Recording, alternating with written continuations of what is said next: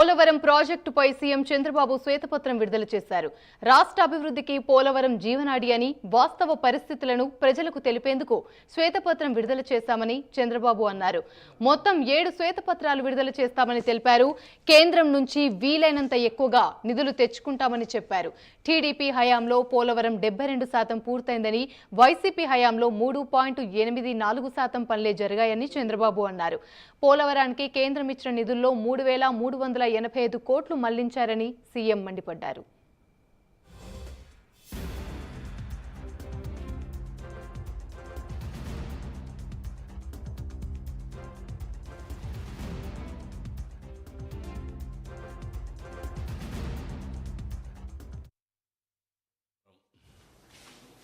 రాష్ట్ర అభివృద్ధికి జీవనాడి పోలవరం.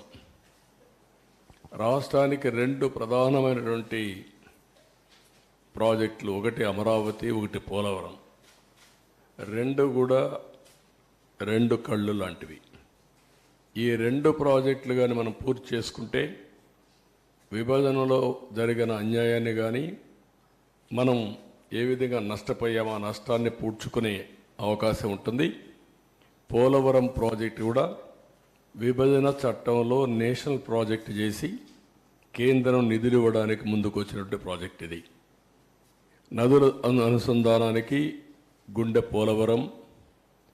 ఇటువంటి పోలవరానికి జగన్ ఒక శాపంగా మారాడు. ఏ విధంగా శాపంగా మారాడు? ఏ విధంగా ఒక క్షమించరాని నేరం, జాతికి జరిగిన విద్రోహం.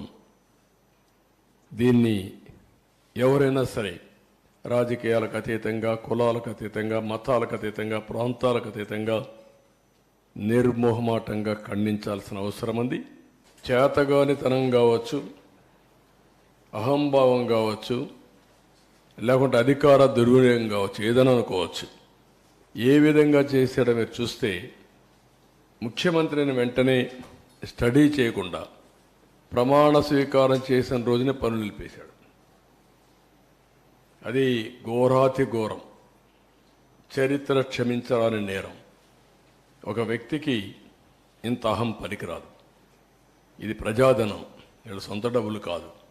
ప్రాజెక్టులు ఏముంది, ఇది ఎన్ని నీళ్ళు వస్తాయి, ఈ పనులు ఏ స్టేజ్లో ఉన్నాయి, ఇప్పుడు ఏం చేయాలని ఆలోచించకుండా, కనీసం విజిట్ చేయకుండా ప్రమాణ స్వీకారం చేస్తానే పనులు నిలిపేశాడు. ప్రత్యామ్నాయ ఏర్పాట్లు చేయకుండా పనిచేసే ఏజెన్సీలు తీసేశాడు, కాంట్రాక్టర్లు తీసేశాడు, ఆఫీసర్లు తీసేశాడు. 19 జూన్ నుంచి 19 నవంబర్ వరకు ఏజెన్సీనే లేదు.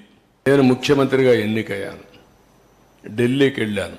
ఆ రోజు కూడా ఎన్డీఏతో పొత్తుంది. ఢిల్లీకి వెళ్తానే నేను ఒకసారి నా అనుభవంతో, ఎందుకంటే అపోజిషన్గా నేను ఫైట్ చేశాను, అనుభవం ఉంది ఇరిగేషన్లో. ఎప్పుడు నేను ముఖ్యమంత్రిగా, అప్పటికే 9 ఏళ్ళు నేను ముఖ్యమంత్రిగా ఉన్నాను, నాకు ఒక ఐడియా ఉంది. మొత్తం స్టడీ చేశాను.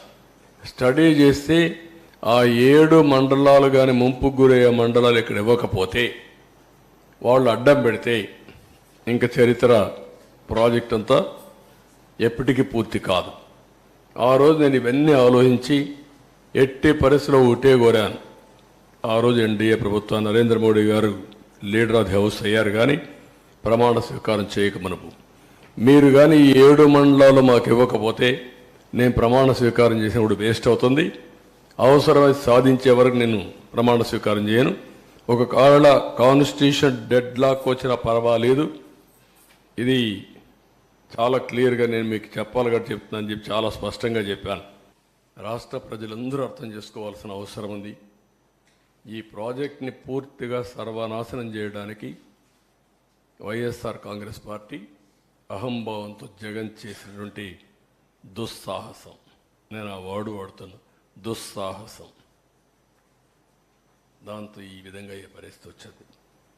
అందుకే నేను ఒక మాట చెప్పాను, అర్హత లేని వాళ్ళకి అధికారం వస్తే ఇవే జరుగుతాయి.